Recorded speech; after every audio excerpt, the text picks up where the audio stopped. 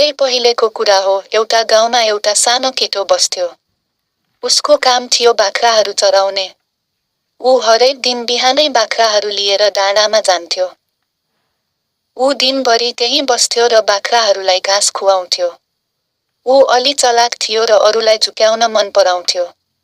उसलाई मजाक गर्न खुबै रमाइलो लाग्थ्यो। एक दिन ऊ बाख्रा चराइरहेको बेला अचानक ठुलो स्वरले चिच्यायो, "बाघ आयो! बाघ आयो! मलाई बचाउनुस्!" गाउँलेहरू डराए। उनीहरू हतार हतार हतियार लिएर डाँडातिर दौडिए। तर त्यहाँ पुग्दा केटो हाँस्दै थियो। "हाहाहा, म त मजाक गर्दै थिएँ," उसले भन्यो।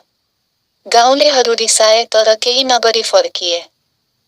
केही दिनपछि उसले फेरि उस्तै गर्यो। "बाघ आयो! बाघ आयो!" भन्दै चिच्यायो।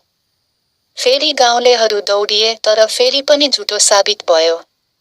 उसले 2-3 पटक यही मजाक दोहोर्यायो। अन्ततः एक साँझ साँच्चीकै बाघ आयो। बाघले बाख्राहरूमाथि आक्रमण गर्यो। गोठालो केटो डरले काँप्दै चिच्यायो, "बाघ आयो! बाघ आयो! बचाउनुस्!" तर यो पटक कोही आएन।